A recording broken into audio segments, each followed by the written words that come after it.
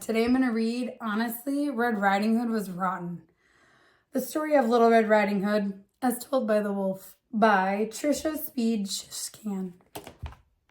Chomp, chomp. Oh, I'm sorry. I was just finishing my lunch. My name's Wolf, Big Bad Wolf. You may have heard the story of Little Red Riding Hood about a girl and her granny. Seems everyone has. My tale is different. Did I say tail? I meant tail. Once upon a time, I ran out of food completely. The cupboards were bare, the freezer too, and I'd eaten every last vegetable and fruit in the garden. Every one. Other wolves might have lunched on little forest critters, chipmunks, bunnies, squirrels, but I'm a vegetarian. That's right, I don't eat meat. Well, I try not to.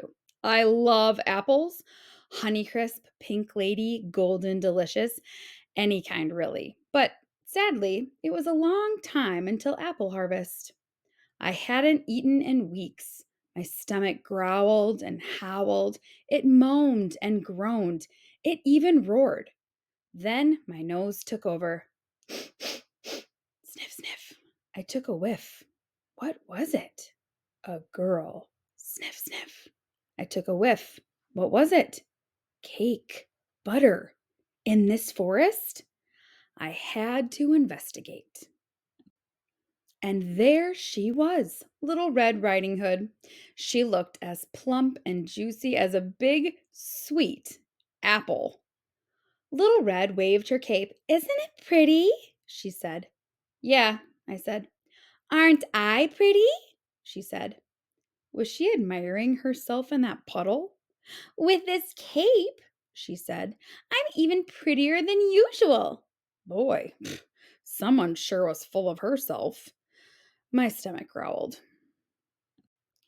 Little Red twirled a strand of hair. Mother says the cape looks grand with my skin. My skin shines like pearls. Or the meat of a ripe apple, I thought, licking my chops. Remember, I hadn't eaten in weeks. Time to chomp. But then Little Red said, I can't wait until Granny sees how pretty I am today. I'm bringing her cake and butter from my mother. My stomach howled. 2 meals, I thought. Granny for breakfast, Little Red for lunch, and cake and butter for dessert. Where does Granny live? I asked. Little Red pointed. Down there in the clearing, the brown house. I knew that house, and I had a plan. Let's play a game, I said. Little Red smiled. I'm awesome at games. I bet you are, I said. You take this path, I'll take that path, and let's see who arrives at Granny's first. I will, she said. I'm the prettiest and the fastest. I bet you are, I said. My stomach moaned. Before it groaned, I ran.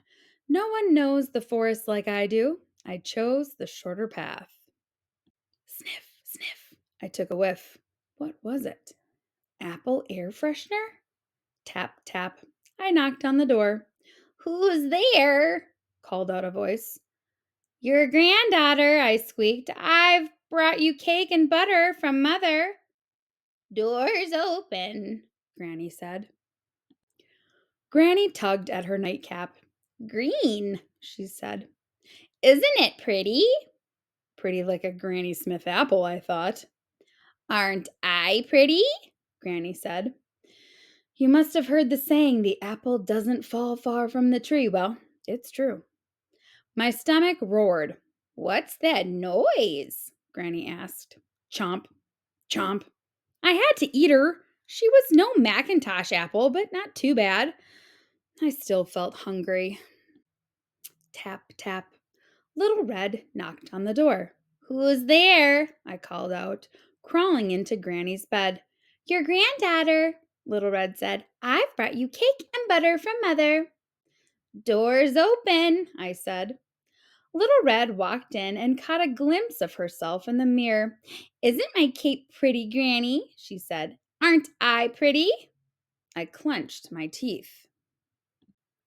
Granny, Little Red said, What deep dark eyes I have. I said.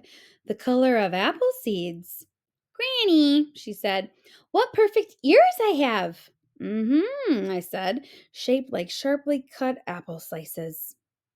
Granny, she said, what pretty red lips I have. I said, red delicious.